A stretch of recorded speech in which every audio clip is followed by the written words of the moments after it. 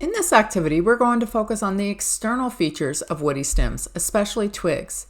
Even without cutting a stem open, there's a lot of information you can get just by looking carefully at the surface. You'll be looking for evidence of past growth, where leaves used to be, where new growth can occur, and how the stem exchanges gases with the environment. Woody stems are covered by a layer of cork cells. This tissue protects the stem from physical damage, helps prevent water loss, and reduces the risk of infection by microbes. In woody parts of plants, the cork replaces the epidermis you're used to seeing in herbaceous stems. So while cork is great for protection, it also creates some challenges, especially for gas exchange, which we'll come back to in a minute. Each fall, deciduous trees go through a process called abscission. This isn't just leaves randomly falling off, it's a controlled, regulated process where the plant shuts down the leaf and then detaches it. After the leaf drops, the stem is left with a leaf scar, which marks exactly where that leaf used to be attached. Leaf scars usually match the size and shape of the base of the leaf petiole. If you look closely, you'll often see small dots inside the leaf scar called bundle scars. These are left behind by the vascular bundles, xylem and phloem, that used to connect the leaf to the stem. So these scars are basically a record of where transport tissues once ran. Leaf scars are found at nodes, and right near those nodes you'll usually find buds. There are two main types you'll look for. The terminal bud is at the tip of the twig and is responsible for extending the stem. Axillary buds are found along the sides at nodes and can develop into branches or flowers. These buds are basically the plant's future growth points. During dormancy, buds are protected by bud scales.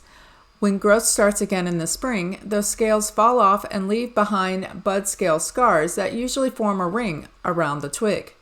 The distance from one set of bud scale scars to the next marks about 1 year of growth, so you can actually estimate how much the twig grew in a season just by looking at these scars. Here's the trade-off. Cork is great at preventing water loss, but it also blocks gas exchange. Plants still need oxygen and need to get rid of carbon dioxide, so they need a workaround. That workaround is a structure called a lenticel. Lenticels are regions where the cork layer is disrupted and replaced with loosely packed parenchyma cells. These spaces allow gases to diffuse in and out of the stem. On the outside, lenticels often look like small bumps, cracks, or rough patches on the bark. As you think about this question, focus on what each of these structures tells you about the twig. Bud scale scars can give you information about growth over time. Leaf scars tell you where leaves used to be attached, and something about the plant's seasonal cycle. Lenticels tell you something about how the stem exchanges gases even though it's covered in cork. You don't need to write a perfect answer yet. This is a prediction based on what you already know. Try to connect each structure to either the history of growth of the twig or to its function. That connection is really the key idea here. Let's walk through the structures on a real twig. First, look at the very tip of the twig. The structure right at the end is the terminal bud.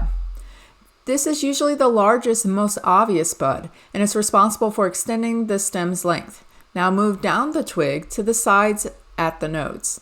Many of these points, you'll see smaller buds tucked just above where the leaf used to be. These are the axillary buds, sometimes called the lateral buds.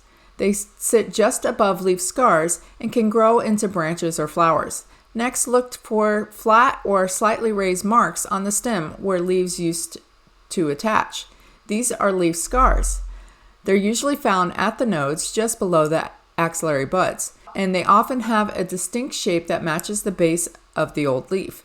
Inside each leaf scar, you'll often see a few small dots or tiny marks. These are the bundle scars. They mark where the vascular bundles, xylem and phloem, used to connect to the leaf to the stem.